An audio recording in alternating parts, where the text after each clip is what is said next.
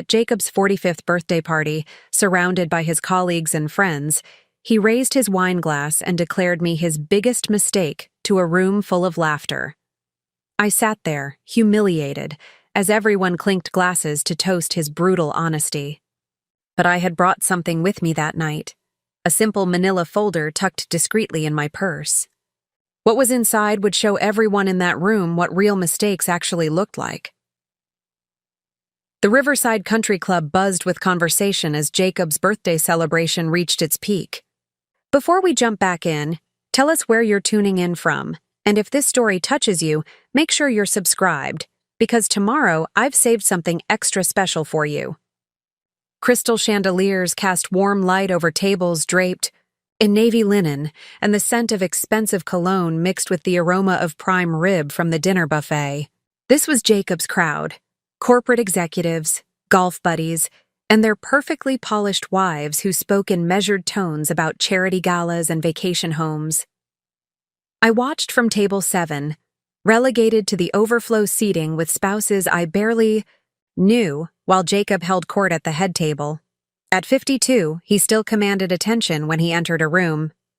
His silver hair was perfectly styled, his custom-tailored suit impeccable, and his confidence magnetic.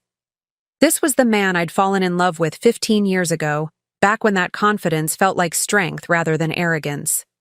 "Ladies and gentlemen," Jacob's voice boomed across the private dining room as he stood, wineglass in hand. The chatter died instantly. He had that effect on people. When Jacob spoke, everyone listened. "Thank you all for celebrating another year of my questionable life choices." Polite laughter rippled through the crowd. I shifted uncomfortably in my seat, my fingers instinctively moving to the manila folder resting in my lap, hidden beneath the white tablecloth. "You know," Jacob continued, his eyes scanning the room with practiced ease, 45 years on this planet has taught me a lot about decision-making. Some choices lead to success." He gestured toward his business partner Sam, who raised his glass in acknowledgement. "Like partnering with this brilliant man to build Morrison and Associates into the powerhouse it is today." More applause. I forced a smile, knowing what was coming next. Jacob's speeches always followed the same pattern: professional triumphs, golf achievements, and then the personal commentary that left me feeling 2 inches tall. Some choices, Jacob's voice took on a theatrical tone, lead to lessons learned, like buying that boat I never use, or trusting Harry here with the Office Fantasy Football League. Harry Brennan, Jacob's CFO, clutched his chest in mock offense as the room erupted. In laughter. "Still bitter about last season, Morrison." Jacob grinned, savoring the moment. But then his expression shifted slightly, becoming more contemplative. "And some choices make you wonder what the hell you were thinking at the FAO time." My stomach clenched. The familiar dread settled over me like a heavy blanket. "Take marriage, for instance," Jacob said, his gaze finally landing on me across the room. 15 years ago, I made what was probably my biggest mistake, convincing this woman to marry me. The room erupted in laughter and knowing chuckles. Glasses clinked as people toasted to Jacob's honesty and self-deprecating humor. I heard Maya Richardson, seated to my left, whisper to her husband, "Oh, that's terrible, but so funny." My cheeks burned as I maintained my frozen smile. This wasn't the first time Jacob had used our marriage as punchline material. At company, picnics, dinner parties, even casual gatherings with neighbors, he had perfected the art of disguising cruelty as comedy. "Because let's be honest," Jacob continued, warming to his theme, "Emily here got the raw deal. She thought she was marrying a responsible adult, and instead she got, well, me." More laughter. Someone called out, "Poor Emily," which only encouraged him further. "The woman has spent 15 years trying to turn me into husband material," Jacob said, shaking his head with exaggerated dismay. "Talk about a lost cause. She's probably sitting over there right now, wondering if it's too late to return me for store credit." The room was eating it up. I watched faces around me, people I'd hosted in my home, whose children I'd helped with school projects, whose struggles I'd listened to over coffee. They were all laughing at my expense, enjoying the spectacle of my public humiliation. But as Jacob basked in the attention, unaware that his biggest mistake was about to become his worst nightmare, I felt something shift inside me. My hand tightened around the manila folder. 15 years of documentation, 15 years of covering his tracks, fixing his errors, and saving his reputation while he took credit for everything and blamed me for nothing. Jacob raised his glass higher. So here's to poor Emily, who got stuck with damaged goods and somehow made it work anyway. To my beautiful wife, my biggest mistake and your greatest entertainment. As glasses clinked around the room and laughter filled the air, I made my decision. The folder felt heavy in my hands, weighted with truth that had been hidden for far too long. It was time to show everyone what real mistakes looked like. I remember the exact moment I realized I wasn't just a wife, but a lifeline.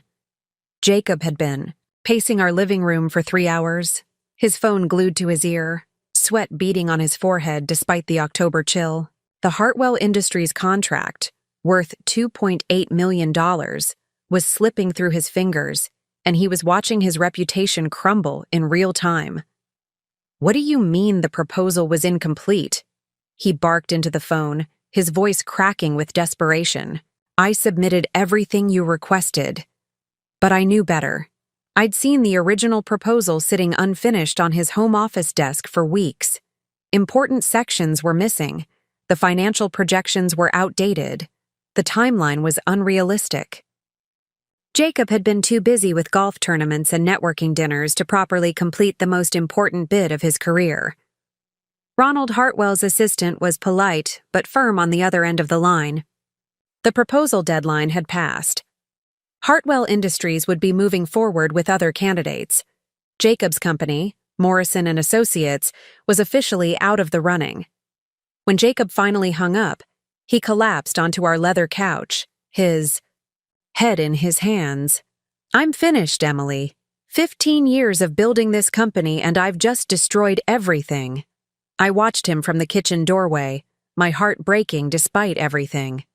This was the man I'd married. Brilliant, ambitious, but fundamentally careless with details. He was a visionary who could see the big picture but consistently missed the critical elements that made success possible. "Maybe there's still time," I said quietly, moving to sit beside him. "Maybe if you called Mr. Hartwell directly." "It's over," Jacob interrupted, his voice hollow. "They're making the final decision tomorrow morning. Sam's been trying to reach other contacts all day, but everyone knows we lost the Hartwell bid. Our credibility is shot." That night, while Jacob drowned his sorrows at McKenna's pub with Sam and Harry, I made a decision that would define the next 15 years of my life. I drove to the Morrison & Associates office, using Jacob's keycard to access the building after hours. The office was eerily quiet as I settled into Jacob's chair and opened his computer. I'd helped him with smaller proposals before, editing presentations, checking calculations, organizing research, but this was different. This was a complete reconstruction of months of work that needed to be done in one night. I started with the financial projections, pulling up every spreadsheet Jacob had abandoned half-finished. His numbers were wildly optimistic and completely unsupported by market data. I spent 2 hours researching industry standards, consulting reports I found in the company database, and building realistic financial models that actually made sense. The timeline was next. Jacob had promised Hartwell Industries a completion date that was physically impossible given their resource constraints. I redesigned the entire project schedule, built in buffer time for unexpected delays, and created a phased approach that would actually be achievable while still meeting Hartwell's core objectives. By 3 a.m., I was working on the technical specifications, the most complex part of the proposal. Jacob had copied sections from previous bids without adapting them to Hartwell's unique requirements. I had to research Hartwell's existing infrastructure, understand their specific needs, and craft solutions that were both innovative and practical. Preparing and narrating this story took us a lot of time, so if you are enjoying it, subscribe to our channel. It means a lot to us. Now back to the story. The sun was rising when I finally printed the revised proposal. 237 pages of meticulously researched, professionally formatted, completely original work. I'd included cost-benefit analyses Jacob had never bothered to calculate, risk assessments he'd never considered, and implementation, strategies that demonstrated deep understanding of Hartwell's business model. I drove to Hartwell Industries' corporate headquarters at 7 a.m., an hour before they opened. When Ronald Hartwell's assistant arrived, I was waiting in the lobby with the proposal and a carefully worded cover letter, explaining that Morrison and Associates had identified some critical errors in their original submission and wanted to provide a corrected version for consideration. I thought the deadline had passed, the assistant said, eyeing me suspiciously. It has, I replied calmly. This isn't a new submission. It's a correction of the original proposal. Mr. Morrison discovered some calculation errors that could have impacted the project outcome, and he felt it was ethically necessary to provide accurate information, even if it meant missing the formal deadline. The assistant hesitated, then took the proposal. I'll make sure Mr. Hartwell sees this, but I can't make any promises about whether it will be considered. 3 days later, Jacob received a call that changed everything. Not only had Hartwell Industries reviewed the corrected proposal, but they were so impressed with the thoroughness and attention to detail that they wanted to move forward with Morrison and Associates immediately. Jacob was ecstatic. He called everyone he knew, scheduled celebration dinners, and spent hours telling anyone who would listen about his brilliant last-minute save. He never asked how the proposal had been corrected. He never questioned where the additional research had come from. He simply accepted the victory as proof of his own capabilities. That night, as Jacob celebrated with his colleagues at the country club, I sat in our kitchen staring at the original proposal, the one that would have cost him everything. I'd saved his career, his reputation, and his company's future. But as I listened to him on the phone, taking full credit for work I'd done in secret, I realized something that would haunt me for years to come. I wasn't his partner. I was his safety net, and he would never even know it. I met Jacob Morrison on a rainy Thursday evening at Ruby's Wine Bar in downtown Portland. I was 28 then, working as a senior analyst at Brennan Financial Services, and had stopped in after a particularly brutal day of budget reviews. Jacob was sitting alone at the bar, staring into a glass of whiskey with the look of a man wrestling with decisions far bigger than his drink order. "Rough day?" I asked, settling onto the bar stool beside him. He looked up, and I was struck by his eyes, intelligent, intense, but carrying a weight that seemed too heavy for someone who couldn't have been much older than 35. "You could say that," he replied with a weary smile. "Just found out my business partner decided to take our biggest client and start his own firm." I should have seen the red flag then. The way he told the story, it was entirely the partner's betrayal, with no mention of what might have led to such a drastic decision. But Jacob had a way of making himself the wronged party in every narrative, and I was drawn to what I perceived as wounded nobility. "I'm sorry," I said genuinely. "That must feel devastating." 15 years of friendship, down the drain, Jacob continued, signaling the bartender for another whiskey. "We built Morrison and Associates from nothing. I trusted him completely." He paused, then looked directly at me. "I'm Jacob, by the way. Jacob Morrison." "Emily Parker," I replied, extending my hand. His grip was firm, confident despite the circumstances he'd just described.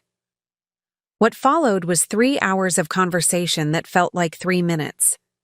Jacob was charming, articulate, and passionate about his vision for growing his consulting firm. He spoke about helping businesses optimize their operations, about the satisfaction of solving complex problems, about his dream of building something meaningful. I found myself genuinely impressed by his knowledge and ambition. "The truth is," Jacob said as the bar began to empty around us, "I'm probably better off without him.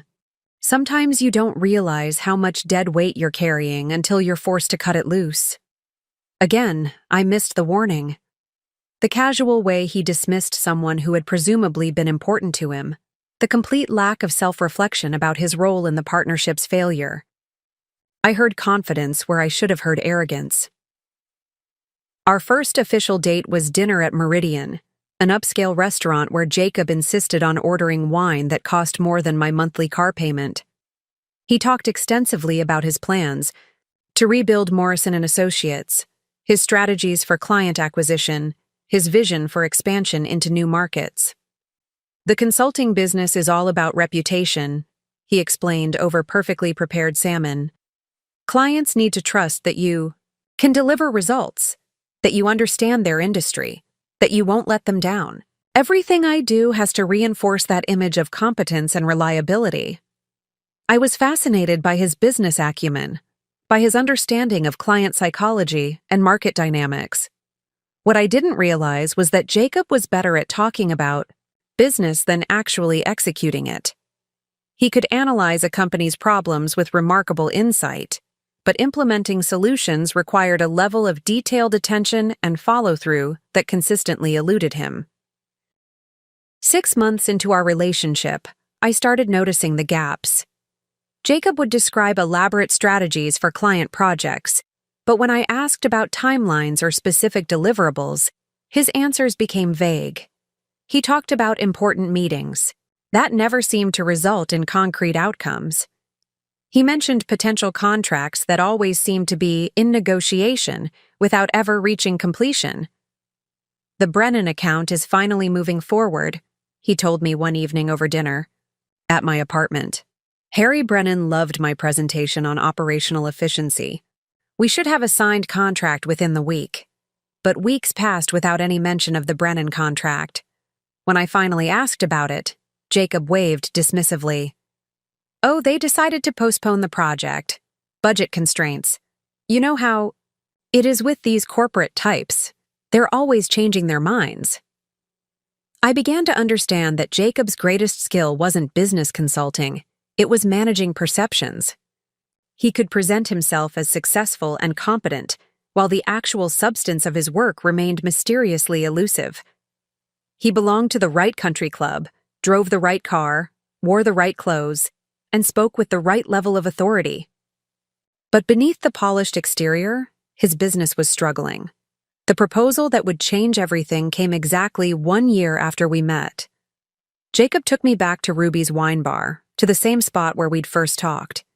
He'd reserved the entire back section, complete with candles and a string quartet. "Emily," he said, dropping to one knee with a ring that must have cost 3 months of his actual income.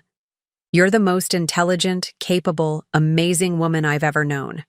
I need you in my life. Will you marry me?" I said yes, of course. Was in love with his vision, his ambition, his apparent success. I believed I was marrying a brilliant businessman who just needed the right partner to help him reach his full potential. I had no idea I was actually marrying a man whose entire career would depend on my ability to quietly fix his mistakes, while he took credit for the results. Our honeymoon in Tuscany should have been perfect, but even then, Jacob's phone never stopped ringing. We were sitting at a vineyard overlooking rolling hills dotted with olive trees when his phone buzzed for the 15th time that morning. "I'm sorry, sweetheart," Jacob said, already reaching for the device. "It's probably Sam.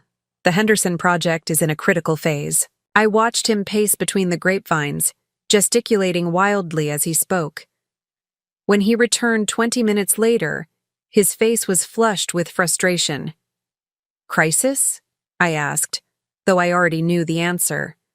"The Henderson people are threatening to pull out," Jacob said, running his hands through his hair. "Apparently there are some discrepancies in our cost projections. Sam's been trying to handle it, but..." He trailed off, looking genuinely distressed. I could have let it go. We were on our honeymoon after all. But seeing Jacob's obvious anxiety, and knowing how much the Henderson account meant to Morrison and Associates' future, I made an offer that would set the pattern for our entire marriage. "Why don't you forward me the files?" I suggested. "I can take a look while you're at the spa this afternoon." Jacob's relief was immediate and profound.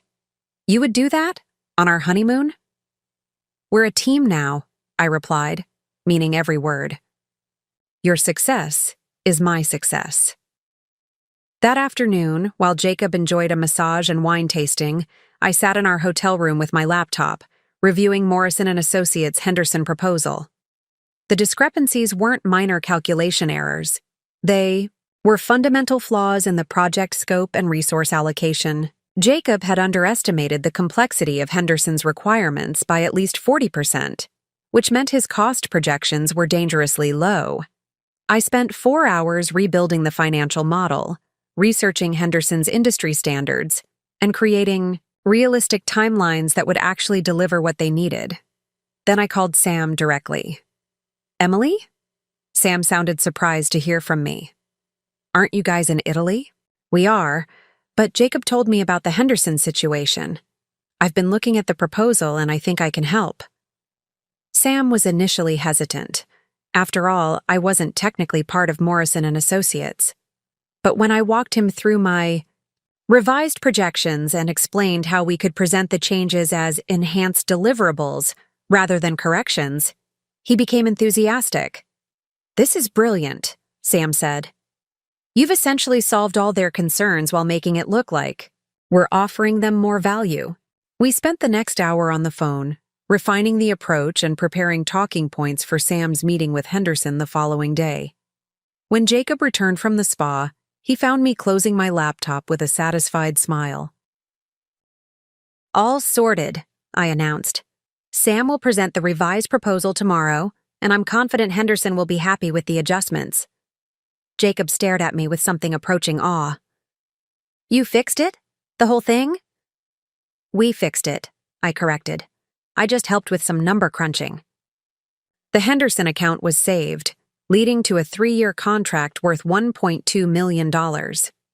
Jacob was ecstatic, and his gratitude felt genuine. For our 6-month anniversary, he surprised me with a beautiful pearl necklace and a card that read, "To my brilliant wife who makes everything possible." That became my role, the invisible problem solver, the quiet fixer, the woman who made everything possible. When the Riverside Mall project hit regulatory snags, I spent weekends researching zoning laws and building codes, finding loopholes that allowed the project to proceed. When Morrison and Associates bid for the Steinberg corporate restructuring seemed doomed due to inadequate financial analysis, I worked through 3 consecutive nights creating comprehensive reports that impressed the client so much they signed immediately. Jacob's business began to thrive, and with it, his confidence grew. He joined the Riverside Country Club, upgraded his car to a BMW, and started talking about expanding to a second office location.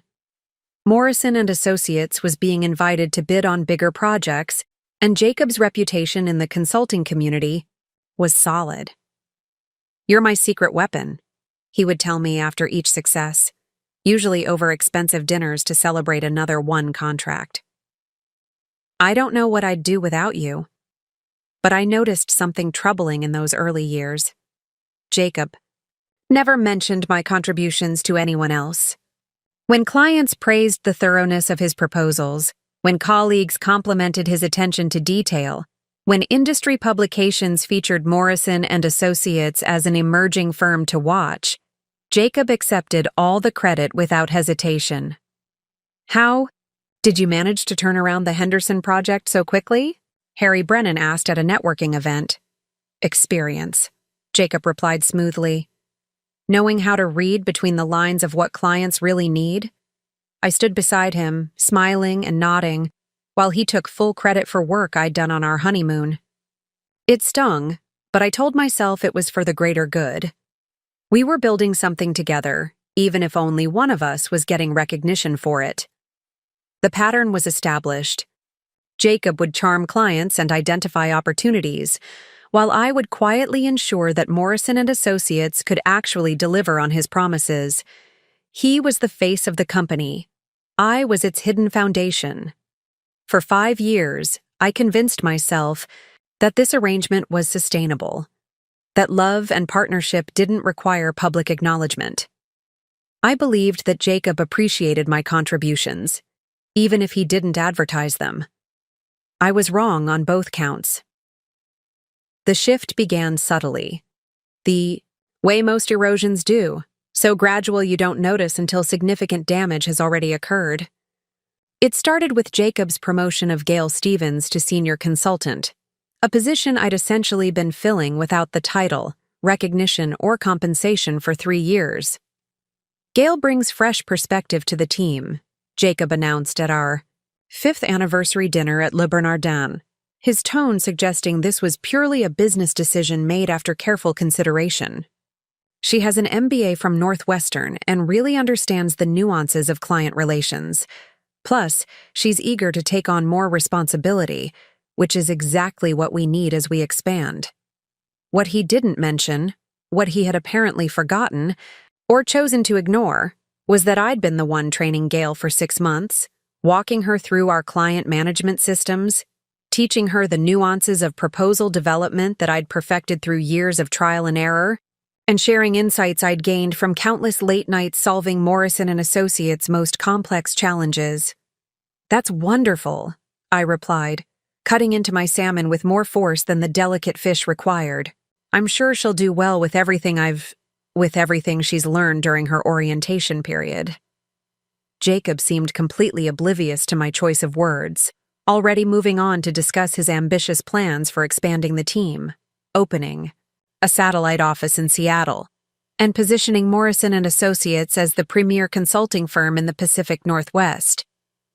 But I noticed something troubling in how he talked about the business now. The "we" that had once included me, even if only in private conversations, had become an exclusively corporate "we" that encompassed Jacob, Sam, Harry, and now Gail. I had been quietly excised from the company's future without anyone bothering to inform me. The real sting came 2 weeks later at the Brennan Industries Annual Mixer, an upscale networking event held at the Portland Art Museum. I was standing near the Impressionist collection, waiting for our drinks, when I overheard Jacob talking, animatedly to Ronald Hartwell, the same client whose contract I'd saved during our crisis years earlier. "Morrison, you've really built something impressive here," Hartwell was saying, gesturing with his wineglass toward the assembled crowd of Portland's business elite. "That last proposal your team submitted for our warehouse optimization project was exceptionally thorough. The level of detail, the innovative logistics solutions. Who's your lead analyst on those kinds of complex operational challenges?" "That would be Gail Stevens," Jacob replied without hesitation, his voice carrying that confident authority that had first attracted me to him years ago. "Brilliant woman. Absolutely brilliant. She has this incredible ability to identify potential problems before they become critical issues, to see solutions that others miss completely." I nearly dropped my wine glass, the crystal stem slipping in my suddenly sweaty palm. Gail had been with the company for 8 months. The proposal Hartwell was praising, the one that had apparently impressed him so much that Brennan Industries was considering expanding their contract, had been my work. 47 pages of meticulously researched financial projections, risk assessments, and implementation strategies that I'd completed during a weekend while Jacob played in a golf tournament in Palm Springs. "I'd love to meet her," Hartwell continued, clearly impressed by what he perceived as Jacob's talent for identifying and developing exceptional employees. "Maybe we could set up a lunch meeting to discuss some of our upcoming expansion projects. Her approach to operational efficiency could be exactly what we need." "Absolutely," Jacob said with the enthusiasm of someone closing an important deal. "Gail would be thrilled to meet with you. She's always excited to take on new challenges, especially ones that let her showcase her analytical capabilities." I stood frozen behind a Monet water lily painting, watching my husband casually hand over credit for my work to someone else. Not just the work itself, but the opportunity to build relationships with major clients based on that work. When Jacob finally noticed me approaching with his scotch, his smile was easy and comfortable, showing no awareness that he'd just committed an act of professional theft. "There you are, sweetheart," he said, accepting the drink without acknowledgement, or thanks. "Ronald and I were just discussing some exciting opportunities for the firm." "So I heard," I managed, my voice carefully neutral despite the fury building in my chest. The pattern accelerated after that incident like a cancer spreading through our professional relationship. At company meetings I wasn't invited to attend, Jacob would present strategies I'd developed as collaborative team efforts. Client testimonials praising Morrison & Associates' attention to detail and innovative solutions became evidence of the company's collective expertise, with no mention of the countless nights I'd spent perfecting those details and developing those innovations in our home office while Jacob attended networking dinners. "Emily, you should be so proud," Sam told me at Jacob's birthday celebration that year, his genuine admiration making the irony even more painful. "Your husband has really found his stride. The quality of our work has improved dramatically over the past few years. It's like he's developed this sixth sense for exactly what clients need." I smiled and nodded, swallowing the bitter irony that threatened to choke me. The quality had indeed improved dramatically, because I was doing an increasing percentage of the actual analytical work, while Jacob focused on relationship building and business development. But somehow, my growing contribution had become invisible, absorbed into the company's general success without attribution or acknowledgement. "He's always been brilliant," I replied, the words tasting like ash in my mouth, each syllable a small betrayal of the truth. That night, lying in bed beside Jacob as he scrolled through emails on his phone, probably responses to the proposal I'd written earlier that week, I tried to broach the subject as carefully as possible. "I noticed Ronald Hartwell mentioned the Brennan proposal tonight." Jacob murmured, still focused on his screen, his attention divided between my words and whatever business crisis was unfolding in his inbox. "Great project. Really showcased what the team can do when everyone brings their A-game." "The team," I repeated slowly, testing the word like a foreign language I was trying to learn. "Exactly. It's amazing what we can accomplish when everyone contributes their strengths and works toward a common goal." I waited for him to acknowledge my specific contribution, to mention the weekend I'd spent rebuilding his inadequate financial models, researching Brennan's operational requirements, and developing the innovative solutions that had impressed Hartwell so much. But Jacob simply continued scrolling, his mind already moving on to the next challenge, the next opportunity to showcase his supposed brilliance. That was the moment I realized with devastating clarity that I'd become a ghost in my own marriage, present enough to do the work that kept his business thriving, invisible enough to be easily overlooked when credit was distributed, convenient enough to be taken for granted indefinitely. The systematic erasure of my contributions became Jacob's specialty, executed with such casual precision that I sometimes wondered if it was deliberate manipulation or simply his natural instinct for self-preservation. The Morrison & Associates Christmas party in our 7th year of marriage provided a masterclass in how he'd perfected this devastating art. The event was held at the Portland Art Museum's Contemporary Wing, a sophisticated venue that reflected Jacob's growing status in the business community. 200 guests mingled among the installations, clients, competitors, suppliers, and the entire ecosystem of professionals who had watched Morrison & Associates evolve from a struggling two-person consultancy into one of the region's most respected firms. "Ladies and gentlemen," Jacob announced, standing before the assembled crowd with the confidence of someone who had grown accustomed to commanding attention, "I want to take a moment to recognize the incredible team that's made this our most successful year yet." I stood at the back of the room near a geometric sculpture, holding a glass of wine I'd barely touched, watching my husband bask in the attention of people who had no idea that half of Morrison & Associates' recent successes had originated from our kitchen table during my sleepless nights. The irony of my position wasn't lost on me, surrounded by abstract art while being the most abstract presence in the room. First, I want to thank Sam Rodriguez, whose strategic vision has been instrumental in our expansion into the healthcare sector, Jacob continued, his voice carrying the practiced cadence of someone who'd delivered many such speeches. Sam's ability to identify emerging market opportunities has positioned us perfectly for the challenges ahead. Applause filled the room as Sam raised his glass with a modest smile, accepting recognition for market expansion that I'd actually mapped out during a 3-week period when Jacob was attending a series of golf tournaments disguised as business development opportunities. Harry Brennan, our CFO, whose financial acumen has kept us profitable even during the most challenging economic periods, Jacob continued seamlessly. Harry's conservative approach to resource management has given us the stability to take calculated risks that have paid off tremendously. More applause. Harry nodded graciously from his position near the bar, unaware that his conservative approach had been supplemented by my personal financial injections during several critical periods when the company's cash flow had nearly collapsed. And Gail Stevens, whose analytical skills have elevated the quality of our proposals to an entirely new level, Jacob announced with particular emphasis. Gail's attention to detail and innovative problem-solving approaches have become our signature competitive advantage. The loudest applause yet. Gail actually blushed as colleagues patted her shoulder and raised their glasses in her direction, celebrating analytical skills and innovative approaches that were actually refined versions of methodologies I'd developed and taught her during our weekly collaboration sessions.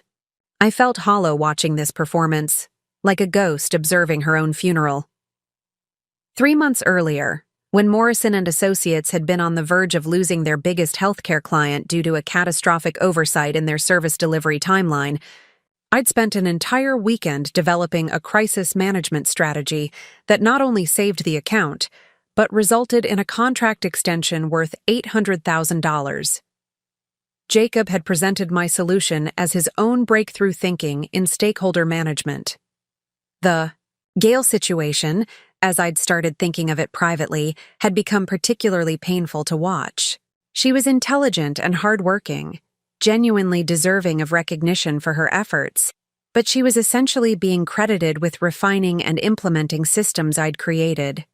When clients praised the innovative approaches in recent proposals, they were unknowingly complementing methodologies I'd developed through years of trial and error, then taught to Gail during training sessions that Jacob had insisted on so she could learn from Emily's organizational insights. Organizational insights.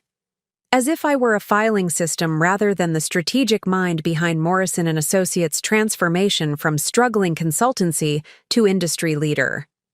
Of course, Jacob continued, his voice taking on that practiced tone of affectionate condescension that had become as familiar as his cologne. None of this would be possible without the support of our families. My wife Emily keeps me grounded and organized. She's the reason I remember to eat lunch and show up to meetings on time. Behind every successful consultant is someone making sure the home front runs smoothly. Polite laughter rippled through the crowd, the kind of appreciative chuckle that audiences give when speakers acknowledge their support systems. I'd been reduced to a personal assistant, a life manager, someone whose primary contribution was ensuring Jacob's basic functioning as a human being. No mention of the Hartwell contract I'd salvaged during a single desperate night. No acknowledgement of the regulatory compliance issues I'd researched and resolved for 3 major clients. No recognition of the client relationship strategies I'd developed that had become Morrison and Associates' signature approach to account management. Maya Richardson, the wife of one of Jacob's golf partners, approached me after the speech with that sympathetic smile women give each other when they think someone needs consoling.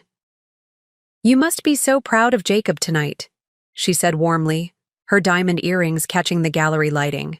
"He's built such an impressive company from practically nothing.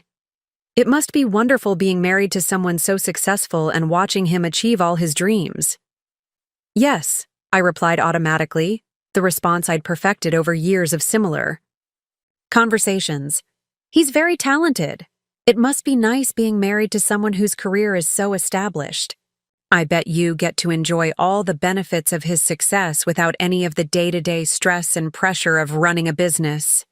I forced a smile that felt like breaking glass. Something like that. But the truth was exactly the opposite. I carried all of the stress and received none of the recognition. When clients called with urgent problems outside business hours, Jacob's phone would mysteriously go straight to voicemail. The calls would come to our home line, and I'd find myself walking clients through solutions, promising follow-up reports that I'd write myself, managing crisis communications that would preserve Morrison & Associates' reputation while Jacob remained blissfully unreachable. Mrs. Morrison, thank you so much for clarifying those implementation details. The Riverside Hospital administrator had told me just last month after a 2-hour consultation call. Your husband is lucky to have such a knowledgeable partner who understands the business so thoroughly. Partner. Even the clients understood what Jacob seemed determined to ignore, that I was far more than a supportive spouse managing his calendar and ensuring he ate properly. But Jacob had trained everyone, including me, to see my contributions as auxiliary rather than essential, helpful rather than crucial, supportive rather than foundational. That night, driving home from the Christmas party through Portland's rain-slicked streets, I tried once more to address what was happening to our partnership. That was a nice speech, I said carefully, my words measured and neutral. Thanks. I think people appreciated the recognition. It's important to acknowledge good work. It's important to acknowledge everyone's contributions, I replied, emphasizing the word everyone just enough to convey meaning without seeming confrontational. Jacob glanced at me briefly, then back at the road, his expression suggesting he'd missed my subtle emphasis entirely. Absolutely. The team works incredibly hard, and they deserve to be celebrated for their achievements. The team. Always the team. Never me. In Jacob's carefully constructed narrative, I existed in some liminal space between family and business, contributing enough to be useful, but never enough to warrant recognition, essential enough to be depended upon but invisible enough to be conveniently ignored when success needed to be distributed among the people who actually mattered. By our 10th wedding anniversary, Jacob had perfected the art of making me feel like a stranger in my own life, an outsider looking in at a marriage and business partnership that had somehow evolved without my conscious participation. The celebration dinner at Meridian, the same restaurant where we'd had our first date, should have been a moment of romantic reflection. Instead, it became another showcase of how completely he'd rewritten our shared history. The restaurant was exactly as I remembered it from a decade earlier. Intimate lighting, white tablecloths, the soft murmur of expensive conversations. But the man sitting across from me bore little resemblance to the struggling consultant I'd fallen in love with. Jacob had acquired the confident polish of success, from his perfectly tailored suit to his practiced smile. And somewhere in that transformation, I had become an inconvenient reminder of a time when he'd needed help, You believe it's been 10 years? Jacob said, raising his wine glass across the candlelit table with the theatrical flourish that had become his signature gesture. Feels like yesterday that I was this struggling consultant with big dreams and no clear idea how to make them reality. I stared at him across the flickering candle, wondering if he genuinely believed his own revisionist narrative or if he'd simply told the story so many times that fiction had become his personal truth. You weren't struggling when we met, I reminded him gently, my voice careful and measured. You'd just lost a partner, but Morrison & Associates was already established. You had clients, a reputation, a functioning business. Jacob waved dismissively, the gesture of someone brushing away inconvenient details that didn't fit his preferred story. Barely hanging on, really. The business was hemorrhaging money. I had no real systems in place, no strategic vision for growth. It wasn't until I found my stride, developed my methodologies, that things really took off. He reached across the table and patted my hand with patronizing affection. Of course, having you there to keep me organized and on track helped immensely. Organized. There was that word again, the single adjective that had come to define my entire contribution to our shared success. 15 years of strategic thinking, crisis management, and business development reduced to basic administrative support. I felt the familiar ache of diminishment, but this time it was accompanied by something sharper, a crystalline clarity, about what my marriage had become. Remember the Hartwell crisis? I asked, testing whether he recalled the night I'd literally saved his company from bankruptcy. God, yes. Jacob laughed, his expression growing animated as he warmed to one of his favorite stories. What a disaster that almost was. Thank goodness for quick thinking and good business instincts. Sometimes you just have to trust your gut and pull a rabbit out of the hat when everything seems hopeless. Your gut. Your instincts. Your rabbit. I sat there listening to my husband completely erase me from the most crucial save of his career, replacing my desperate all-night work session with his own mythologized version of entrepreneurial heroism. The waiter approached with dessert, a chocolate souffle with "Happy Anniversary" written in elegant gold script, but the sweetness felt like ash in my mouth. "Jacob," I said when he finally put down his phone after photographing the dessert, for what I assumed would be a social media post about our perfect anniversary celebration. "Do you remember what actually happened the night of the Hartwell crisis? I mean specifically, step by step, what took place?" He paused mid-bite, his fork suspended halfway to his mouth, something in my tone apparently registering as different from our usual conversations. "What do you mean, exactly?" "We worked through it together, found a solution to their objections." "Together?" "Well, I handled the strategic thinking and client psychology, the real business development work. You provided support, kept me fed and caffeinated while I worked through the night." I felt that familiar ache transform into something more dangerous, a white-hot clarity about the scope of his delusion. "Jacob, I rewrote the entire proposal. 47 pages of financial analysis, technical specifications, and implementation strategies. While you were sleeping off whiskey at McKenna's pub, I was saving your company." "Emily, you're being dramatic," he said with that patient tone, reserved for overwrought children and hysterical women. "We collaborated, sure, but let's not get carried away with facts?" I interrupted. "I spent the entire night rebuilding your financial models because yours were completely wrong. I researched Hartwell's infrastructure requirements because you'd copied irrelevant sections from other proposals. I personally delivered the corrected proposal to their headquarters the next morning while you were still unconscious." Jacob set down his fork, his voice taking on the carefully controlled tone he used when he thought I was being emotional and unreasonable. "Sweetheart, I think you're remembering things differently than they actually happened. Memory can be funny that way, especially under stress." The audacity was breathtaking. He was actually suggesting that I'd imagined my own experiences, that my memories of saving his career were stress-induced delusions. "And the Henderson project on our honeymoon?" I continued, my voice gaining strength, despite his attempts to undermine my recollection. "The Riverside Mall zoning crisis?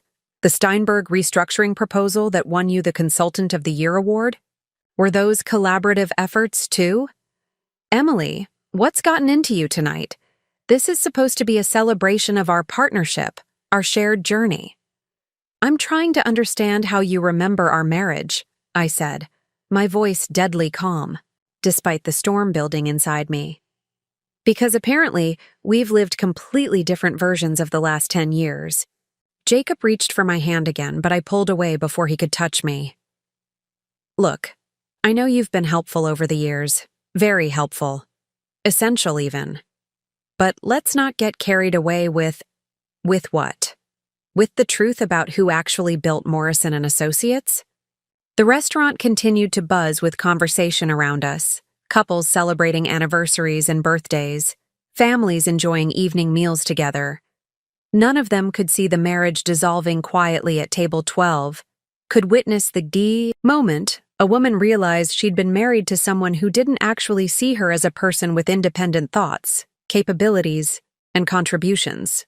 Emily, you're upset about something, and I'm not entirely sure what's triggered this, but maybe we should discuss whatever this is at home, in private.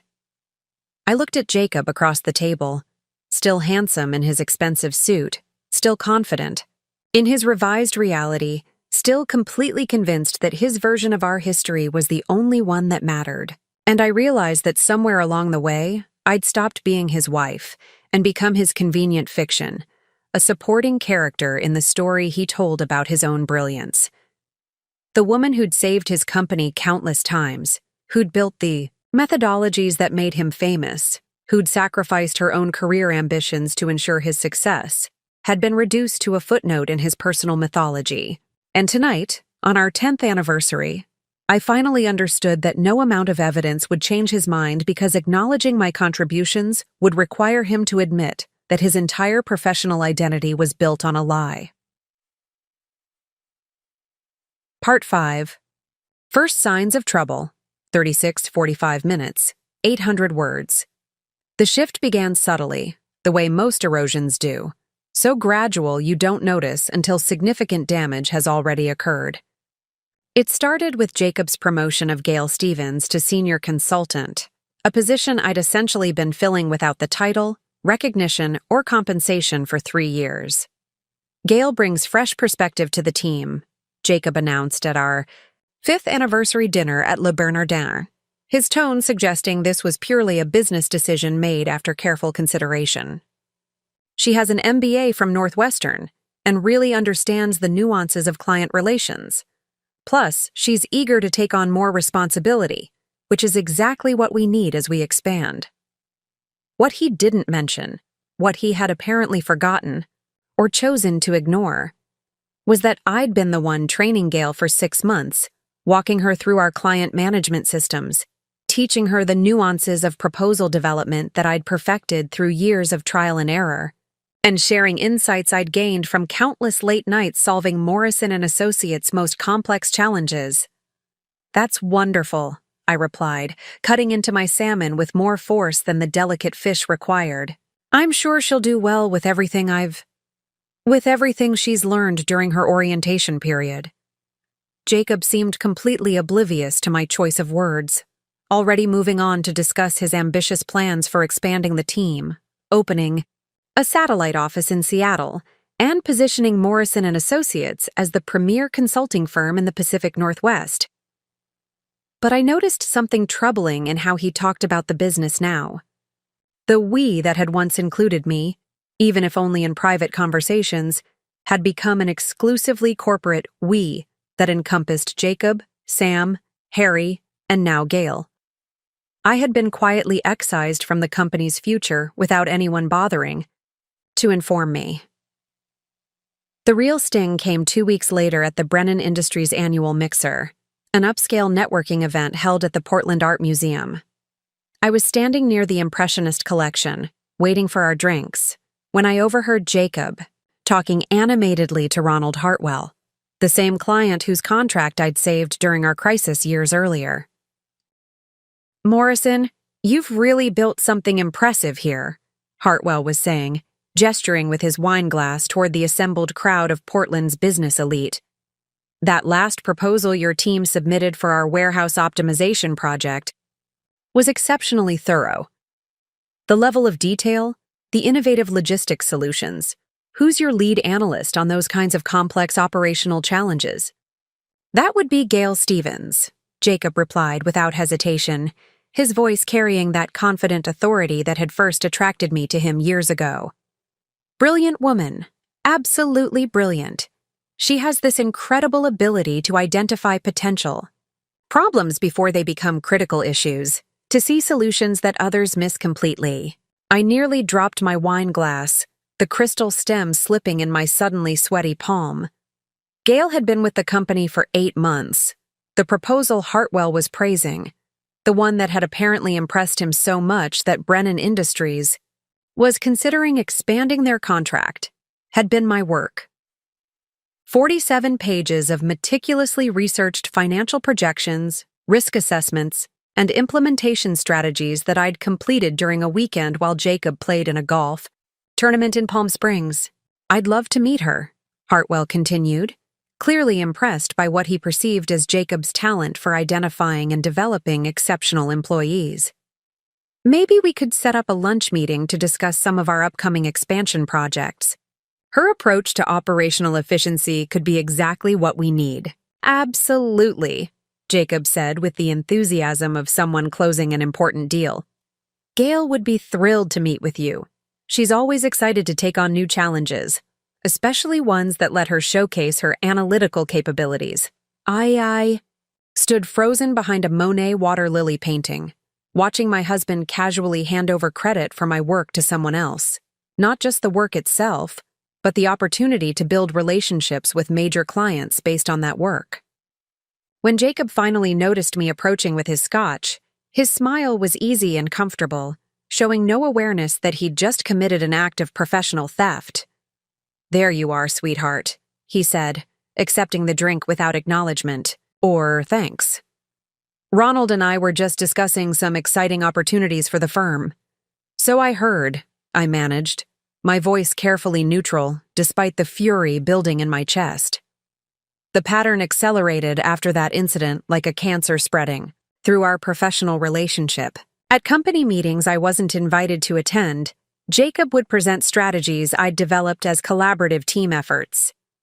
Client testimonials praising Morrison & Associates' attention to detail and innovative solutions became evidence of the company's collective expertise, with no mention of the countless nights I'd spent perfecting those details and developing those innovations in our home office while Jacob attended networking dinners.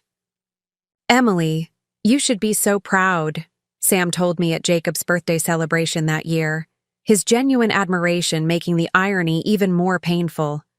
"Your husband has really found his stride. The quality of our work has improved dramatically over the past few years. It's like he's developed this sixth sense for exactly what clients need." I smiled and nodded, swallowing the bitter irony that threatened to choke me. The quality had indeed improved dramatically, because I was doing an increasing percentage of the actual analytical work while Jacob focused on relationship building and business development.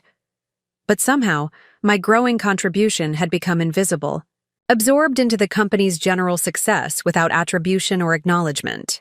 "He's always been brilliant," I replied, the words tasting like ash in my mouth, each syllable a small betrayal of the truth. That night, lying in bed beside Jacob as he scrolled through emails on his phone, probably responses to the proposal I'd written earlier that week, I tried to broach the subject as carefully as possible. I noticed Ronald Hartwell mentioned the Brennan proposal tonight. Jacob murmured, still focused on his screen, his attention divided between my words and whatever business crisis was unfolding in his inbox. Great project. Really showcased what the team can do when everyone brings their A-game. The team, I repeated slowly, testing the word like a foreign language I was trying to learn. Exactly. It's amazing what we can accomplish when everyone contributes their strengths and works toward a common goal. I waited for him to acknowledge my specific contribution, to mention the weekend I'd spent rebuilding his inadequate financial models, researching Brennan's operational requirements, and developing the innovative solutions that had impressed Hartwell so much. But Jacob simply continued scrolling, his mind already moving on to the next challenge, the next opportunity to showcase his supposed brilliance. That was the moment I realized with devastating clarity that I'd become a ghost in my own marriage. Present, enough to do the work that kept his business thriving, invisible enough to be easily overlooked when credit was distributed, convenient enough to be taken for granted indefinitely. What I didn't discover until much later was the extent of Jacob's campaign to rewrite our history, not just in his own mind, but in the minds of everyone who mattered in our professional and social circles. The revelation came accidentally, through a conversation I was never meant to overhear. I was returning from the restroom at the quarterly Riverside Business Association mixer when I heard familiar voices coming from the private alcove near the bar. Jacob was deep in conversation with Ronald Hartwell and two other prominent business owners, their voices carrying that confident tone men use when discussing serious business matters. "Morrison, I have to ask," Hartwell was saying, swirling his scotch thoughtfully. "How do you consistently deliver such detailed, thorough proposals? Some of the analysis in your recent submissions has been extraordinary. The depth of research, the innovative approaches.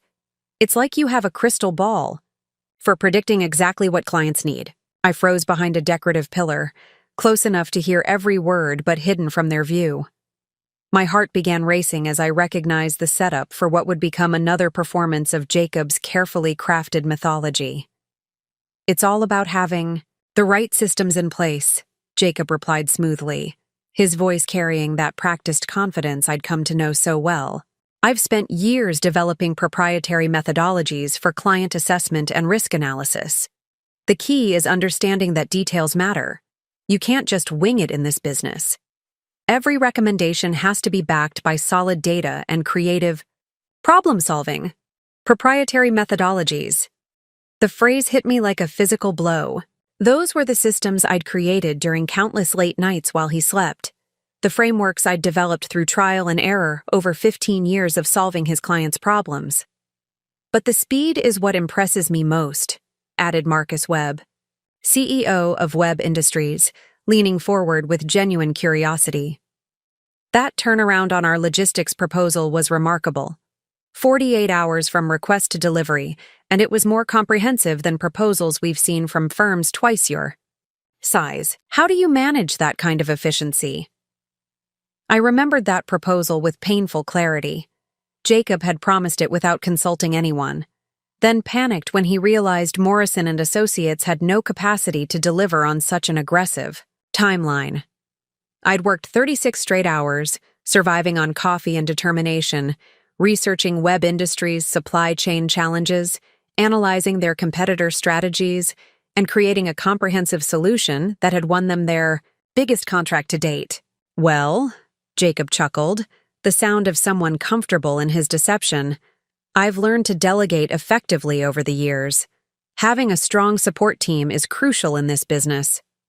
"Must be nice having such capable staff," Hartwell mused, clearly impressed by what he perceived as Jacob's leadership skills.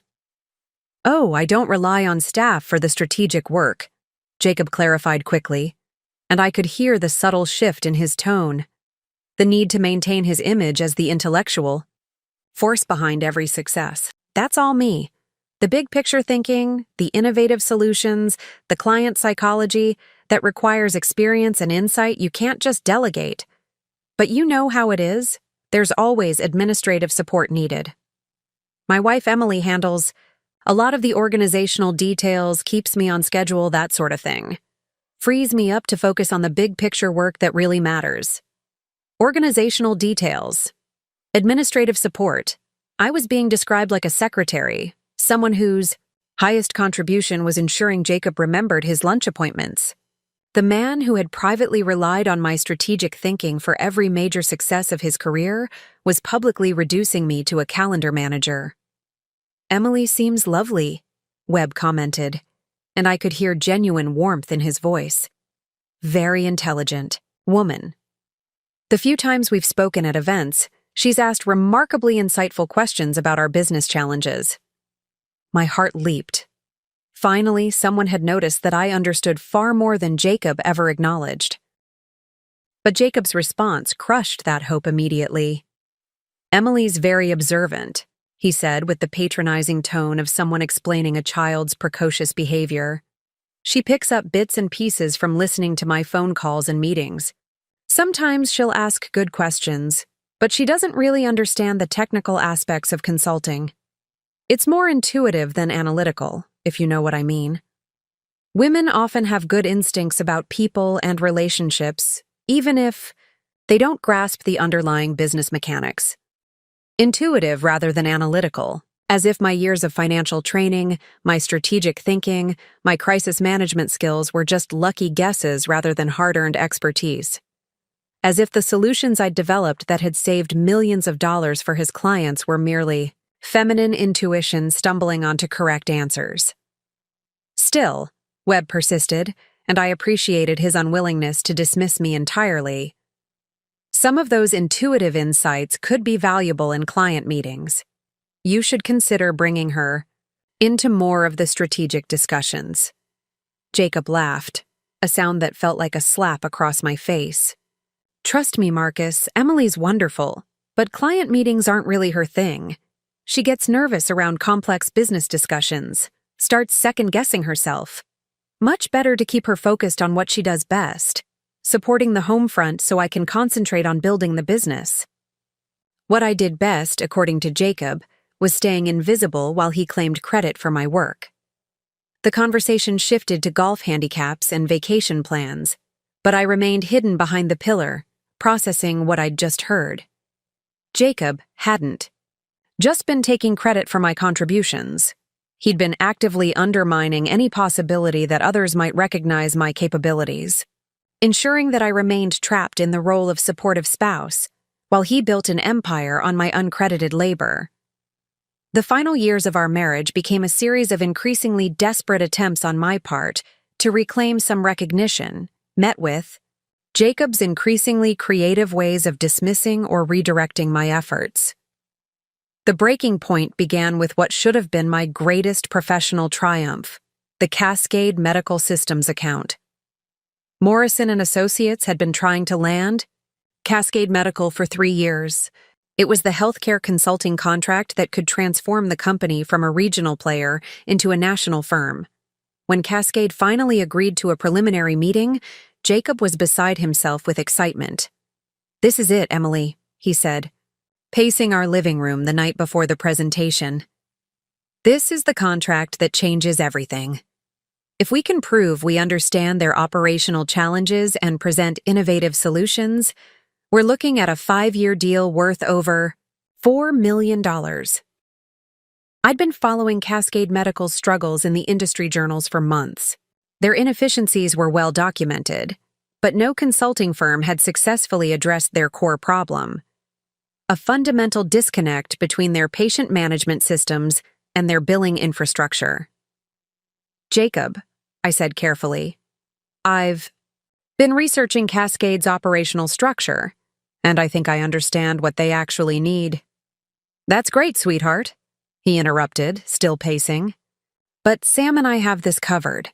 We've put together a comprehensive strategy that really showcases our expertise." The next evening, Jacob returned from the Cascade meeting looking defeated. He slumped onto the couch, loosened his tie, and stared at the ceiling. "How did it go?" I asked, though his expression already provided the answer. "Disaster. Complete disaster." They listened politely, asked a few questions, then basically told us we didn't understand their real challenges. The CEO said our proposal felt generic and showed no insight into their specific operational constraints. I felt a familiar pang of frustration. "What exactly did you present?" Jacob described their strategy, a standard cost reduction and efficiency optimization plan that could have applied to any healthcare organization. They'd completely missed Cascade's unique infrastructure challenges. "Jacob," I said gently, "what if I told you I think I know exactly what went wrong and how to fix it?" He looked at me skeptically. "Emily, these are complex operational issues. It's not really. Let me show you something." I retrieved my laptop and opened the presentation I'd been secretly developing. For 2 months, I'd been analyzing Cascade Medical's public financial reports, studying their operational data, and developing a comprehensive solution that addressed their actual problems rather than generic healthcare inefficiencies. Jacob's expression changed as I walked him through my analysis. I'd identified the core issue. Their patient management system and billing infrastructure were operating on incompatible platforms, creating a cascade of inefficiencies that cost them approximately $2.3 million annually. My proposed solution involved a staged integration process that would solve their immediate cash flow problems while building toward long-term operational excellence. This is brilliant, Jacob said slowly. How did you figure all this out? Research, analysis. The same skills I've been using to help Morrison and Associates for 15 years. Jacob was quiet for a long moment. Then, do you think we could get another meeting with Cascade? Probably.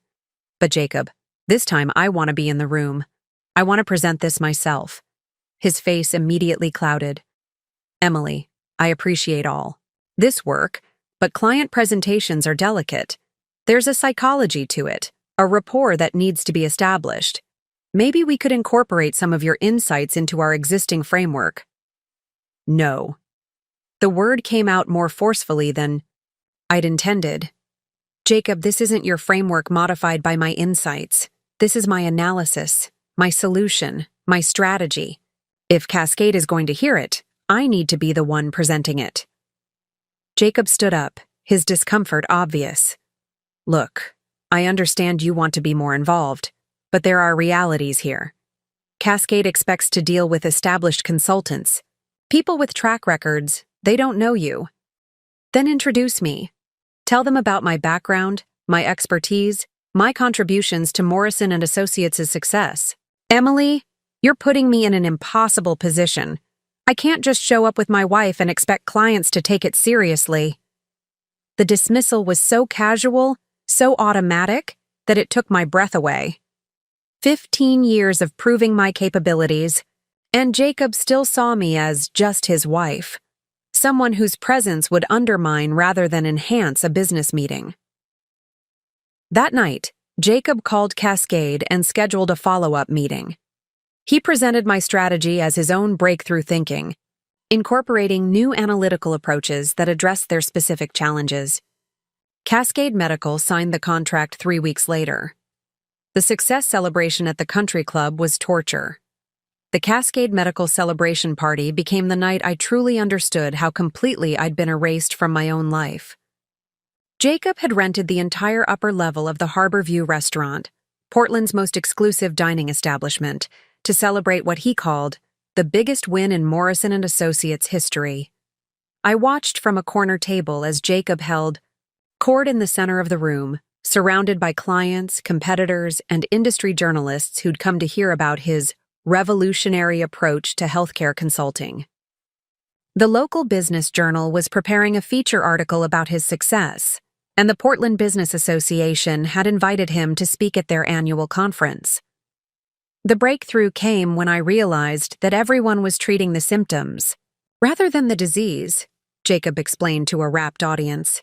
Healthcare organizations have been so focused on individual inefficiencies that they've missed the systemic integration failures that create those inefficiencies in the first place. My words, my insight, my months of research distilled into a soundbite that made Jacob appear brilliant. Sam Rodriguez approached my table during a lull in the celebration. Jacob's expression changed as I walked him through my analysis. I'd identified the core issue. Their patient management system and billing infrastructure were operating on incompatible platforms, creating a cascade of inefficiencies that cost them approximately $2.3 million annually. My proposed solution involved a staged integration process that would solve their immediate cash flow problems while building toward long-term operational excellence. This is brilliant, Jacob said slowly. How did you figure all this out? Research, analysis. The same skills I've been using to help Morrison and Associates for 15 years. Jacob was quiet for a long moment. Then, do you think we could get another meeting with Cascade? Probably. But Jacob, this time I want to be in the room. I want to present this myself. His face immediately clouded. Emily, I appreciate all this work, but client presentations are delicate. There's a psychology to it, a rapport that needs to be established. Maybe we could incorporate some of your insights into our existing framework. No. The word came out more forcefully than I'd intended. Jacob, this isn't your framework modified by my insights. This is my analysis, my solution, my strategy.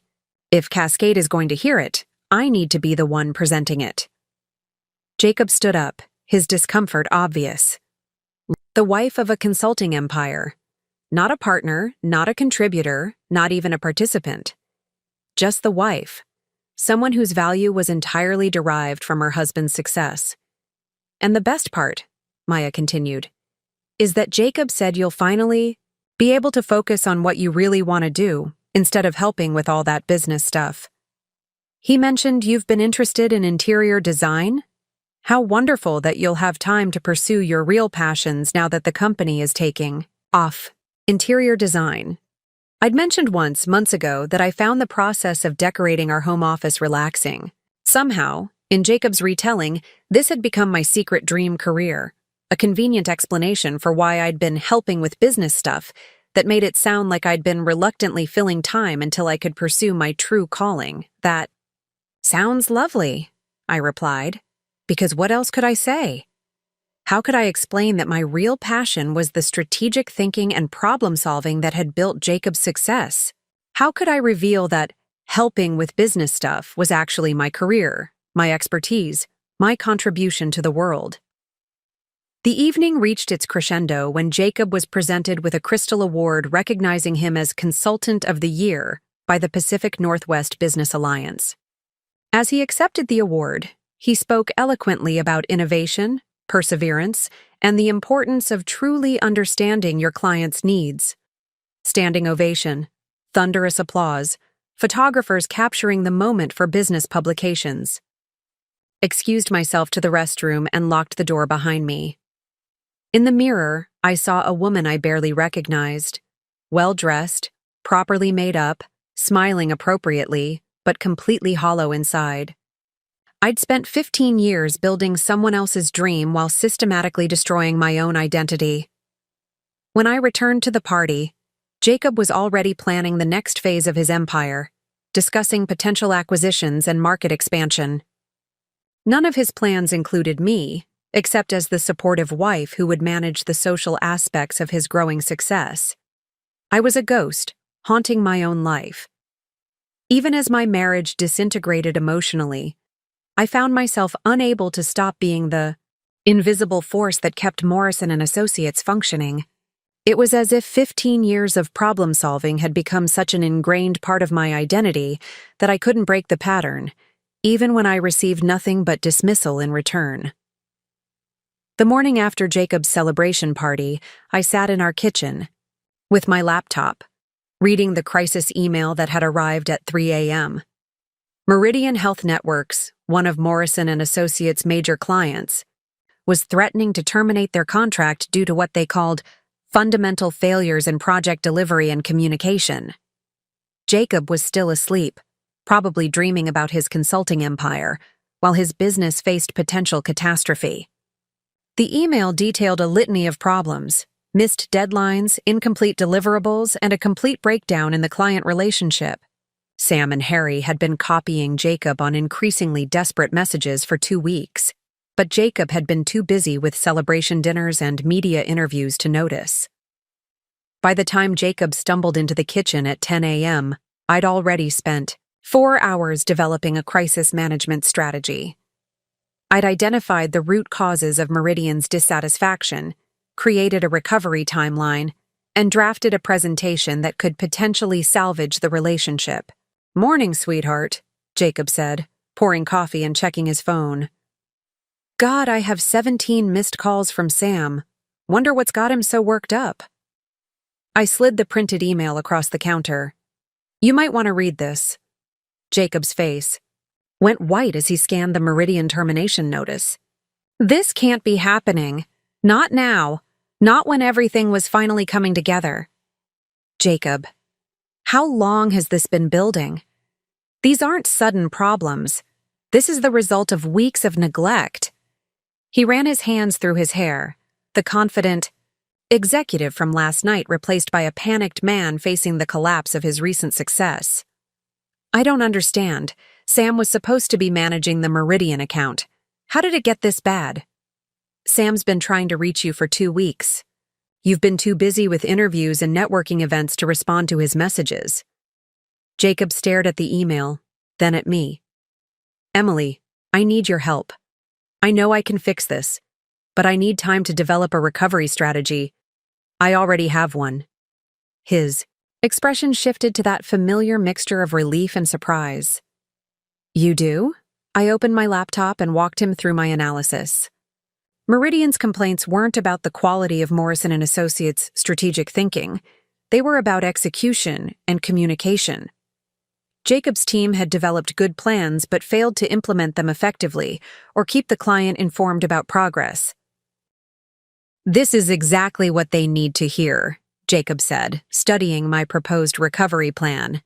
How did you put this together so quickly? Because I understand the business, Jacob. I understand clients, project management, crisis communication, all the things you've been telling people I don't really grasp. Jacob had the grace to look uncomfortable. Emily, I never said you didn't understand. Yes, you did. Last night, to Maya Richardson, you explained that I'd finally be able to focus on interior design instead of helping with business stuff. As if the last 15 years of my life were just me killing time until I could pursue my real interests. I was just trying to explain why you'd been so involved in the company. People don't understand why a successful consultant's wife would need to what, Jacob? Need to save your business repeatedly? Need to solve problems you can't handle? Need to work for free while you take credit for everything? He was quiet for a moment, then looked at the recovery plan again. Will you present this to Meridian with me? The question hung between us like a test. After everything, after the years of invisibility, the systematic erasure, the public humiliation, he was asking for my help again. No, I said quietly.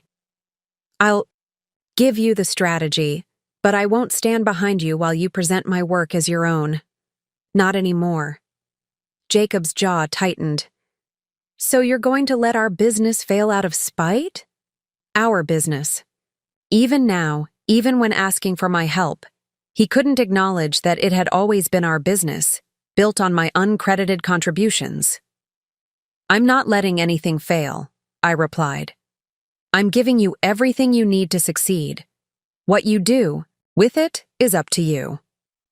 That afternoon, Jacob presented my crisis recovery strategy to Meridian Health Networks as his own innovative approach to client relationship management. The account was saved, the contract renewed, and Jacob's reputation for quick thinking was further enhanced. I stopped expecting acknowledgement and started documenting everything. The moment that shattered the last remnants of my tolerance came on what should have been one of the happiest days of our marriage, our 15th wedding anniversary. Jacob had planned what he called a milestone celebration at the Riverside Country Club, inviting 40 of our closest friends and business associates to commemorate what he described in the invitations as 15 years of enduring partnership and shared success. I should have known what was coming when I saw the guest list. Every major client, every business contact, every person who mattered to Jacob's professional life was there. Ronald Hartwell, Marcus Webb, Sam Rodriguez, Harry Brennan, the entire ecosystem of Portland's business elite that had watched Jacob rise to prominence over the past decade.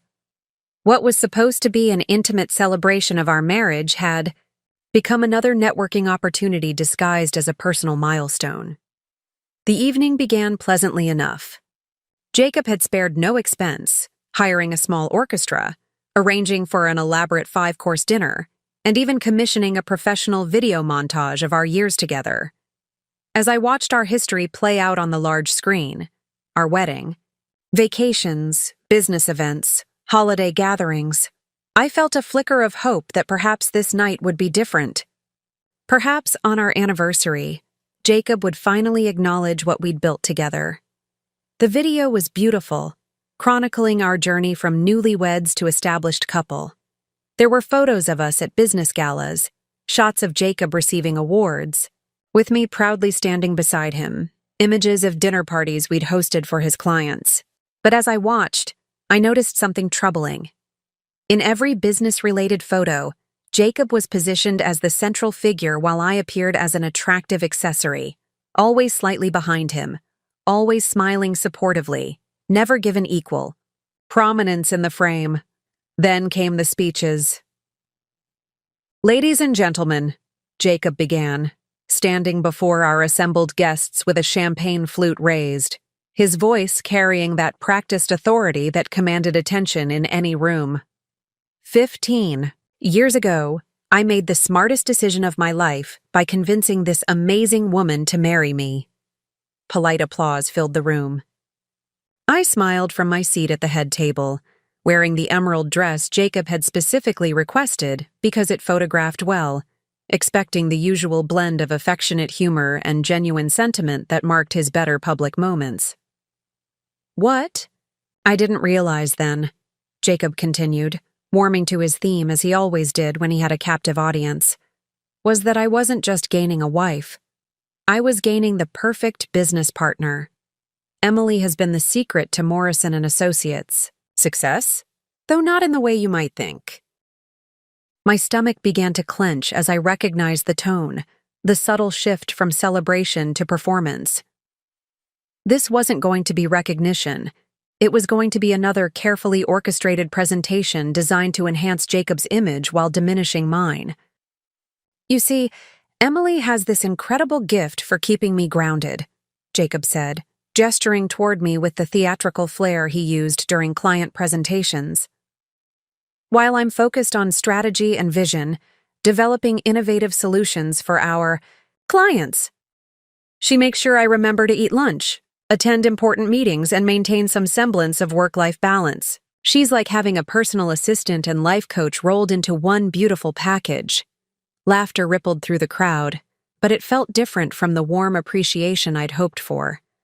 I felt my face burning as Jacob reduced 15 years of strategic thinking, crisis management, and business development to basic personal care services. But more than that, Jacob warmed to his theme, clearly enjoying the attention. "Emily has been my inspiration for understanding what clients really need. Watching her manage our household with such precision, organize our social calendar with military efficiency, and handle all the countless details that keep our life running smoothly has taught me invaluable lessons about operational excellence." He was making me sound like a case study in domestic management, rather than a partner in building his business empire. I watched faces in the crowd. People who had unknowingly benefited from my work, who had praised proposals I'd written, who had signed contracts based on strategies I'd developed, and they were nodding appreciatively at Jacob's description of me as his household management teacher. "In fact," Jacob chuckled, clearly pleased with his cleverness, "some of our most successful consulting methodologies have come from watching Emily organize a dinner party or coordinate a home renovation project. Who knew that household management could be such valuable business training? Sometimes the best insights come from the most unexpected places." The audience was eating it up, delighted by this peek into the secret behind Jacob's consulting success. But I was listening to my husband systematically erase every contribution I'd ever made to his career, while simultaneously claiming that my domestic skills had inspired his professional achievements. It was a masterpiece of manipulation, acknowledging my influence while completely mischaracterizing its nature. "So here's to Emily," Jacob concluded, raising his glass higher with the dramatic flourish of someone delivering a punchline. "My beautiful wife, my inspiration, and my biggest mistake." The words hit the room like a physical blow. Conversations stopped mid-sentence. Glasses paused halfway to lips. Forks clattered against plates. The orchestra continued playing their gentle background music, but the festive atmosphere evaporated in an instant, replaced by shocked silence. "Because," Jacob continued, seemingly oblivious to the devastation he'd just unleashed, his smile fixed in place as if he'd just delivered the world's cleverest joke, "marrying someone this perfect has set an impossible standard. Every other husband here tonight is probably going home wondering why their wives can't be more like Emily. organized, supportive, and content to let their husbands shine. He laughed at his own humor, but the sound was hollow in the sudden quiet. A few people managed nervous, uncomfortable chuckles, but most of our guests sat frozen, unsure whether they'd witnessed a compliment wrapped in an insult or simply witnessed a man publicly humiliate his wife on their anniversary. To Emily, Jacob finished, completely misreading the room. My biggest mistake and my greatest blessing. As glasses reluctantly rose around the room and people murmured confused toasts, I sat perfectly still, my smile frozen in place like a mask. 40 people I'd known for years.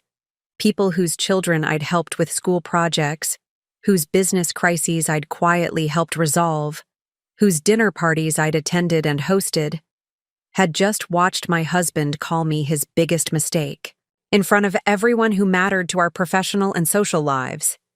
The humiliation was complete and public, witnessed by everyone whose opinion could impact our future. And this time, there would be consequences he couldn't imagine. The manila folder in my purse had never felt heavier, and my resolve had never been stronger. The drive home from our anniversary celebration passed in complete silence. Jacob seemed oblivious to the devastation he'd just unleashed, humming along to the radio and occasionally commenting on how well the evening had gone. I stared out the passenger window, watching Portland's city lights blur past, my mind crystallizing around a single unshakable decision. 15 years of documentation, 15 years of saving every email, every bank transfer, every piece of evidence that proved my role in building Morrison & Associates. What had started as careful record-keeping for tax purposes had evolved into something far more comprehensive, a detailed archive of my invisible contributions to Jacob's success. That went really well, don't you think? Jacob said as we pulled into our driveway. I think people were genuinely moved by the speech. Maya Richardson looked like she was about to cry during the toast. Maya Richardson had looked horrified, not moved. But I simply nodded and followed Jacob into our house, my handbag heavy with the folder I'd been carrying for weeks, waiting for the right moment. That night, while Jacob slept off the celebration champagne, I sat in our home office, the same room where I'd spent countless nights rebuilding his failed proposals, researching his clients' needs, and developing the strategies that had made him famous in consulting circles. I opened my laptop and began the methodical process of compiling 15 years of evidence. The bank statements came first. Every transfer from our joint account to Morrison & Associates when Jacob couldn't make payroll. Every payment I'd made, to vendors when the company's cash flow problems threatened to derail major projects. Every invoice I'd personally settled to maintain relationships with critical suppliers. The amounts were staggering, over $300,000 of my personal inheritance, and salary invested in keeping Jacob's business afloat during crucial early years. Next came the emails. Hundreds of messages between me and Morrison & Associates clients, vendors, and partners. Conversations where I'd solved technical problems, negotiated contract terms, and managed crisis communications while Jacob was unreachable. Email threads that clearly showed me developing solutions, providing analysis, and making strategic recommendations that had saved major accounts. The project files were perhaps the most damning evidence. Every proposal I'd written, every strategy document I'd created, every financial model I'd built, all time-stamped and saved in my personal files. I had draft versions showing my work, revision histories proving my authorship, and follow-up communications where clients specifically praised elements I had developed. The Hartwell contract recovery, entirely my work, completed in a single night while Jacob was drinking away his failure. The Henderson Project salvation during our honeymoon, my research, my financial projections, my client outreach that had secured the deal. The Cascade medical breakthrough that had made Jacob a consulting celebrity, my months of analysis, my strategic insights, my innovative approach to healthcare infrastructure integration. I printed everything: bank statements, Email exchanges, proposal drafts, client testimonials, project timelines, financial models. The pile of documentation grew steadily through the night, creating an irrefutable paper trail of a shadow career that had operated behind Jacob's public success.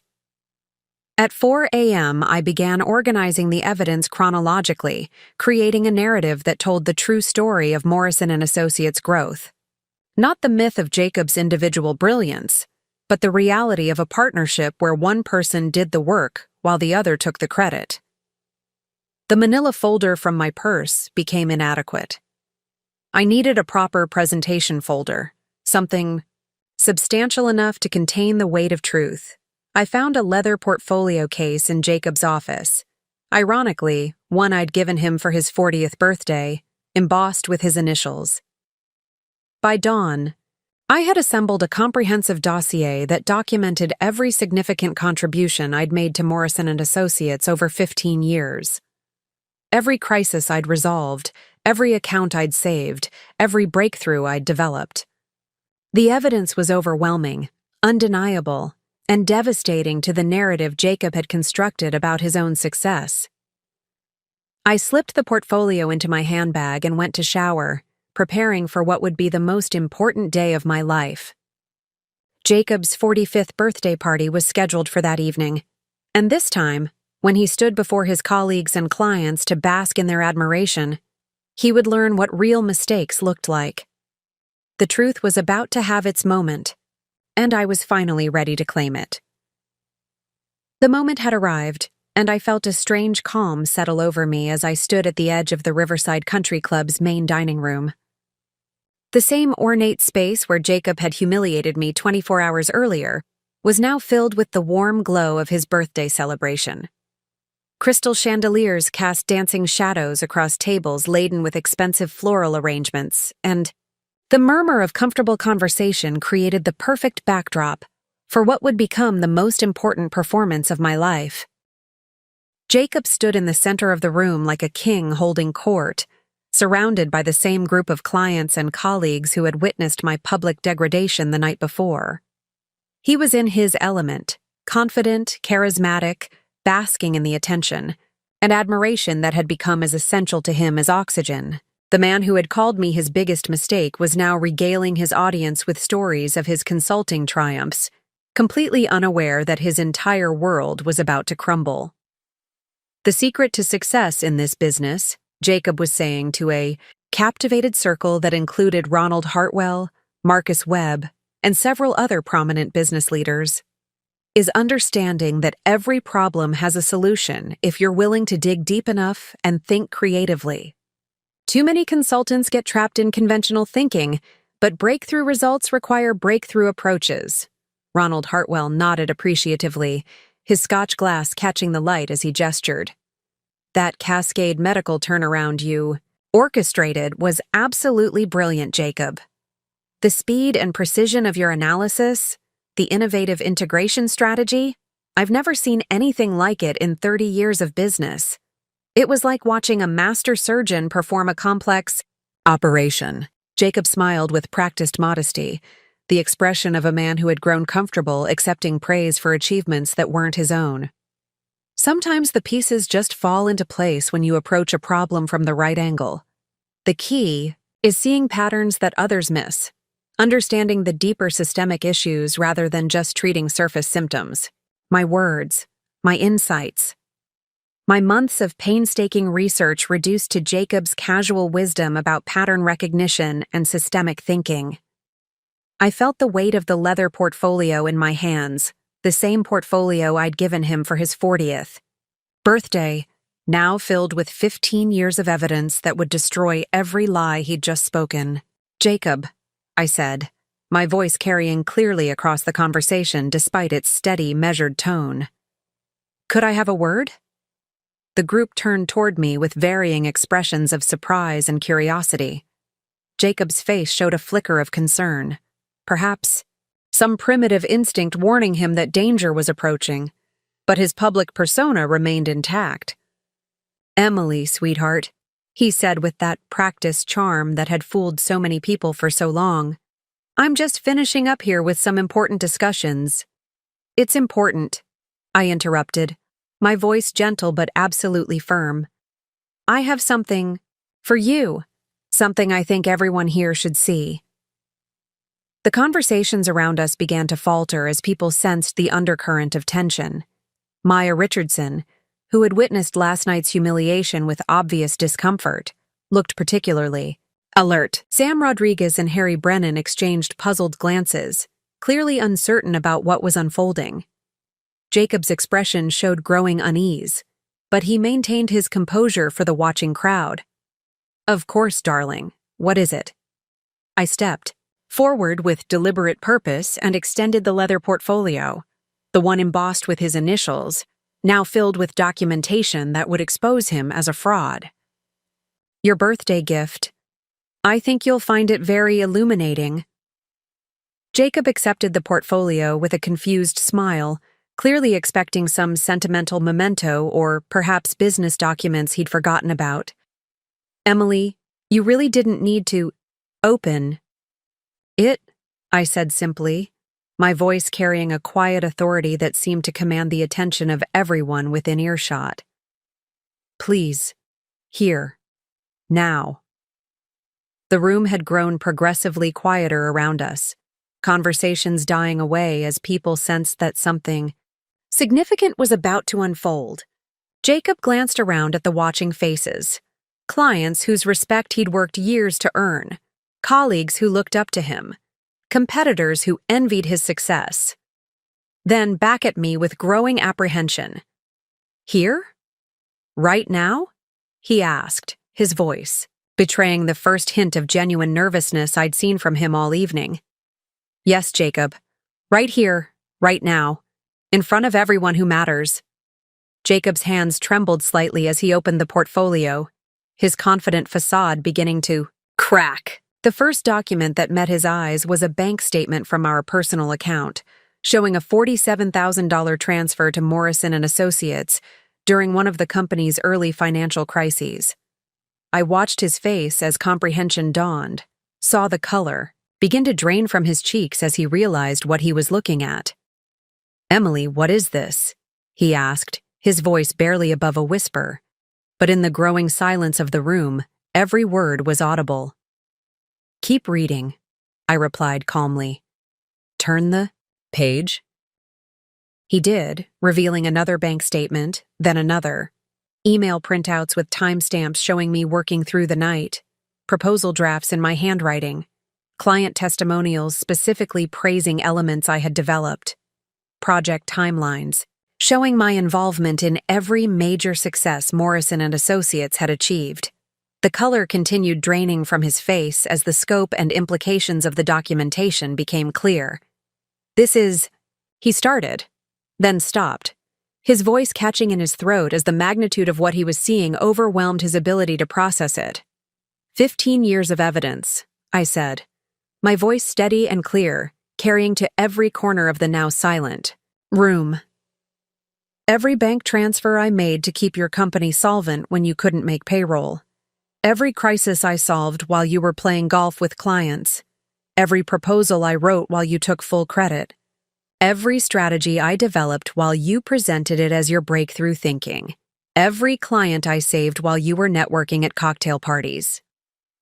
The watching crowd had gone completely silent now, the weight of my words sinking in.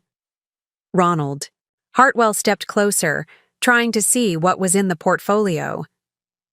Sam Rodriguez looked bewildered, his understanding of his own company's success suddenly called into question. Harry Brennan's expression was shifting from confusion to dawning, uncomfortable comprehension. You called me your biggest mistake, I continued, my voice carrying the accumulated pain and determination of 15 years. But these documents show the real mistakes, Jacob. Your mistakes. The ones I've been quietly fixing for 15 years. While you built a reputation on my uncredited work? Jacob looked up from the portfolio, his face pale and stricken, sweat beading on his forehead despite the room's comfortable temperature. Around us, 40 of Portland's most prominent business leaders watched in stunned silence as the foundation of Jacob Morrison's carefully constructed reputation began to crack and crumble before their eyes. The silence that followed my revelation was deafening, a void so complete that the soft classical music from the orchestra seemed to echo like thunder. 40 of Portland's most influential business leaders stood frozen in a tableau of shock, watching Jacob Morrison, the man they had celebrated, respected, and envied, holding irrefutable proof that his entire career had been built on someone else's work? Emily. Jacob's voice cracked as he looked up from the portfolio, his face having gone from pale to ashen gray. His hands were visibly shaking now, the leather portfolio trembling in his grip like a living thing. We need to talk about this privately. This isn't the time or place for— No, I said with a firmness that surprised even me.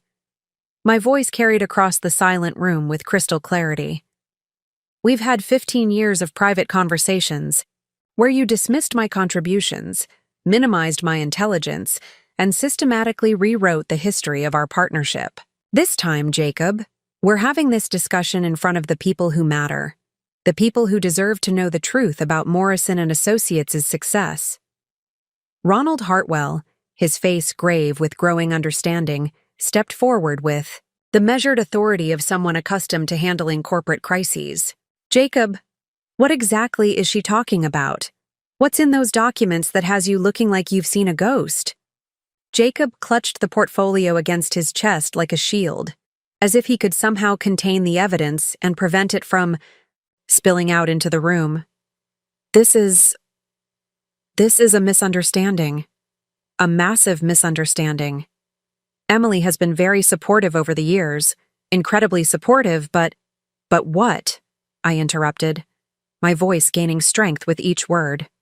But I'm imagining the $300,000 of my personal inheritance and salary that I invested in your company when you couldn't make payroll.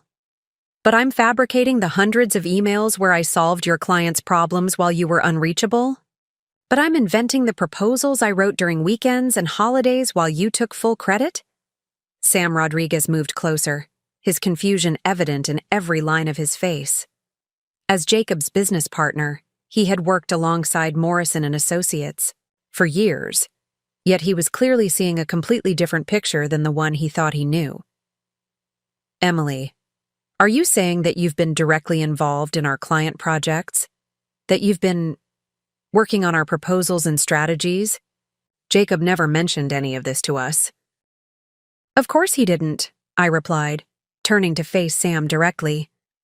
Because acknowledging my involvement would have completely undermined the narrative he spent 15 years constructing. The brilliant consultant who single-handedly built Morrison and Associates into a powerhouse.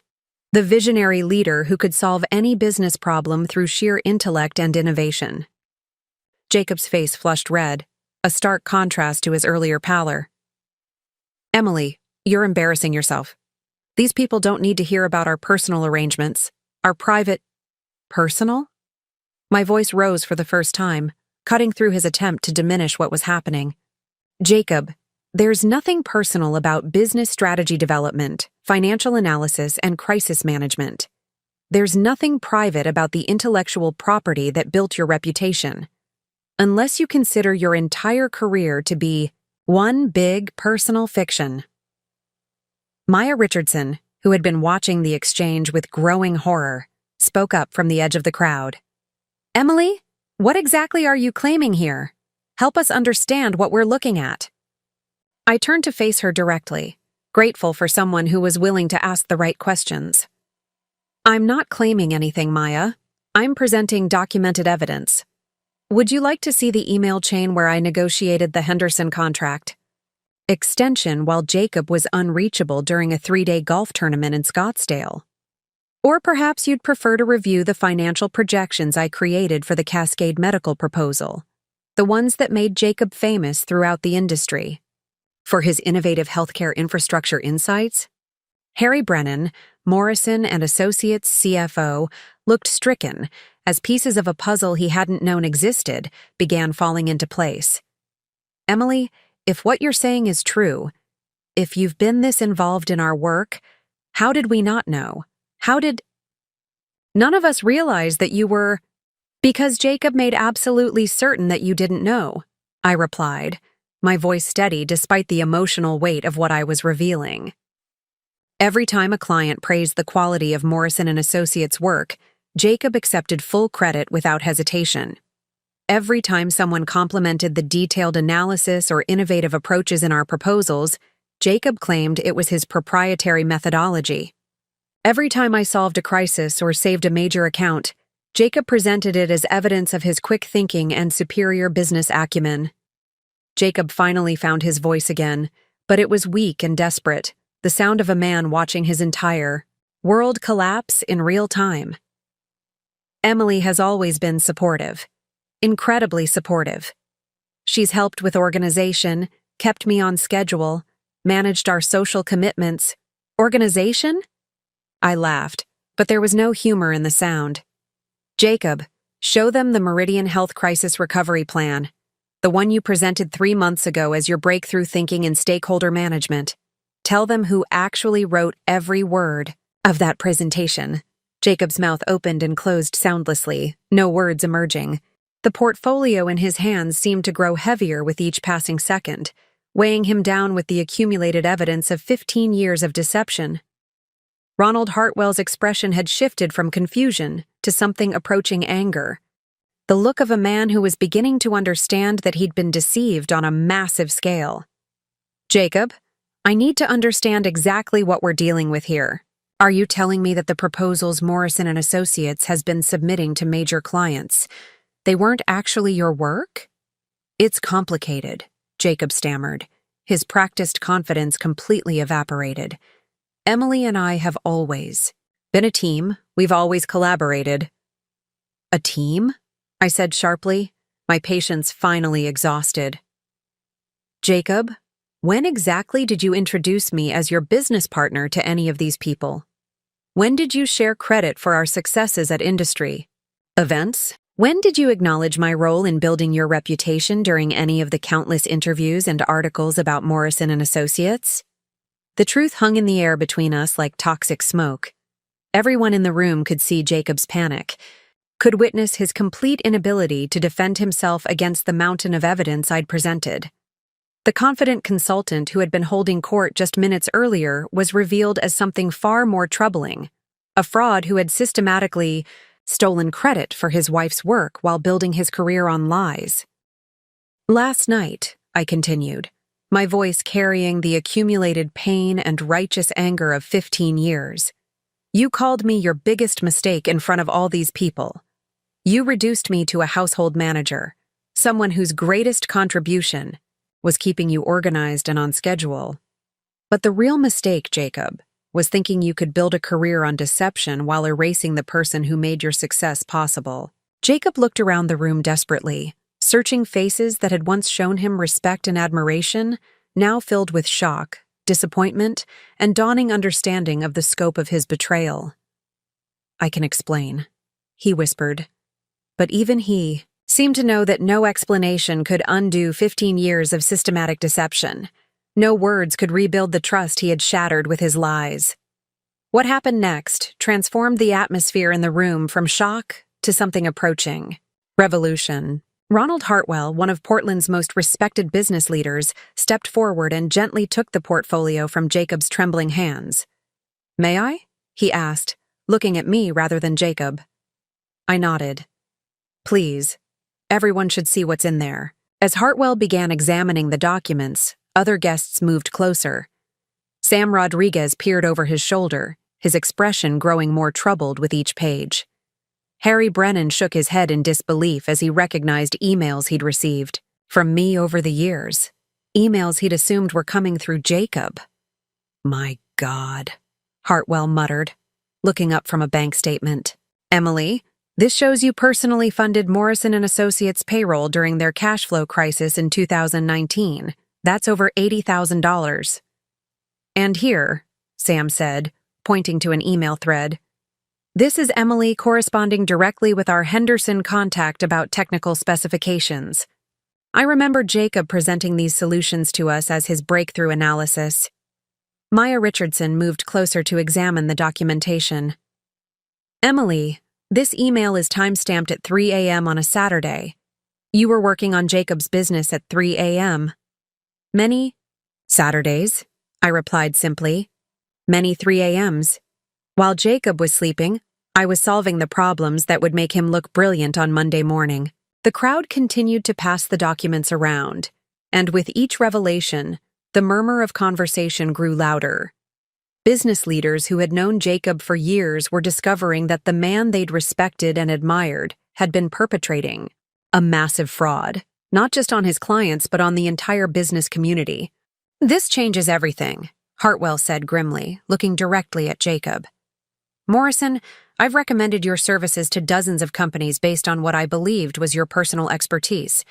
Are you telling me that none of that work was actually yours?" Jacob's mouth moved soundlessly. His face had gone from pale to gray, and sweat beaded on his forehead despite the air conditioning. "Answer him, Jacob," I said quietly.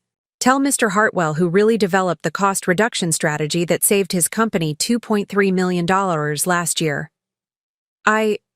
We, Jacob stammered, then fell silent. "It was Emily," Sam Rodriguez said suddenly, his voice filled with dawning realization. "Jesus Christ, Jacob. It was Emily all along. The financial models, the risk assessments, the client relationship strategies. She was your secret weapon, and you never told us." "Not a secret weapon," I corrected. "A partner. An uncredited, unacknowledged, unpaid partner whose contributions you systematically erased while building your reputation on her work." The revelation was spreading through the room like wildfire. Guests who had been celebrating Jacob's success an hour earlier were now looking at him with disgust and betrayal. The man they had admired as a business genius was revealed to be something far more troubling, a fraud who had stolen credit for his wife's achievements while publicly humiliating her. "Emily," Maya Richardson said, her voice filled with awe and apology. "I owe you an enormous apology. We all do.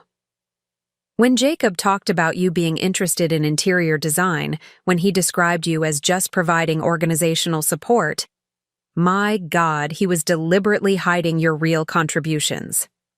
"The question now," Ronald Hartwell said, his tone businesslike and stern, "is what we do with this information. Jacob, you've built your entire professional reputation on work that wasn't yours. You've accepted awards, speaking engagements, and business opportunities under false pretenses." Jacob finally found his voice, but it was weak and desperate. "Please, let's not make this bigger than it needs to be. Emily and I can work this out privately." "Privately?" I said, my voice carrying clearly across the silent room. "Jacob, you called me your biggest mistake in front of 40 people last night. You spent 15 years publicly diminishing my intelligence while privately depending on it to build your career.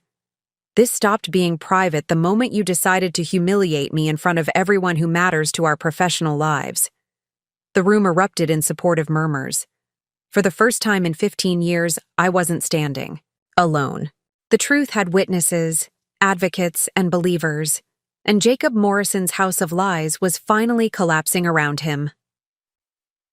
6 months later, I stood in my new office overlooking the Columbia River, reviewing the final contracts for Parker Consulting Solutions, my own firm, built on my own reputation, bearing my own name. The irony wasn't lost on me that after 15 years of being invisible, I was now one of the most sought-after business consultants in the Pacific Northwest. The aftermath of that night at the Riverside Country Club had been swift and decisive. Within a week, 3 major clients had terminated their contracts with Morrison & Associates, specifically requesting to work with me directly. The Portland Business Journal ran a feature story titled, "The Hidden Genius Behind Morrison's Success," and suddenly, everyone wanted to know Emily Parker Morrison, though I'd legally returned to my maiden name by then. Jacob's business didn't survive the scandal. Sam and Harry had tried to salvage the company, but the damage to Morrison & Associates' credibility was irreversible. When clients discovered that the strategic thinking they'd been paying premium rates for had actually come from someone who'd never been officially part of the company, the lawsuits began. Jacob declared bankruptcy within 4 months. My phone buzzed with a text from Ruby Chen, my new business partner and former client who'd approached me after reading about the Morrison scandal. The Meridian Health presentation went perfectly. They want to sign a 3-year contract. Welcome to the big leagues, partner. I smiled, thinking about how different this success felt from the hollow victories of my marriage. Every client who praised my work knew exactly who had done it. Every contract signed bore my name. Every strategy session featured me as the primary consultant, not as someone's hidden asset.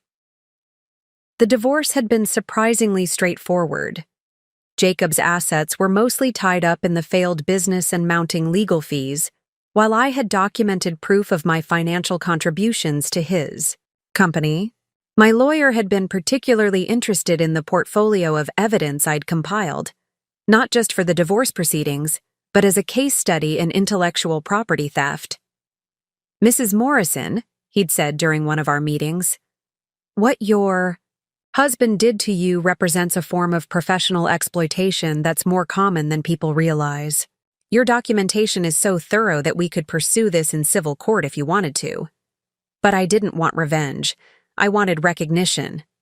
And I was getting it in ways I'd never imagined possible. The knock on my office door interrupted my thoughts. Maya Richardson entered, looking sheepish but determined. Emily, I hope you don't mind me stopping by unannounced. I've been wanting to talk to you for months. Of course, I said, gesturing to the chair across from my desk. What can I do for you? Maya settled into her seat, then looked directly at me.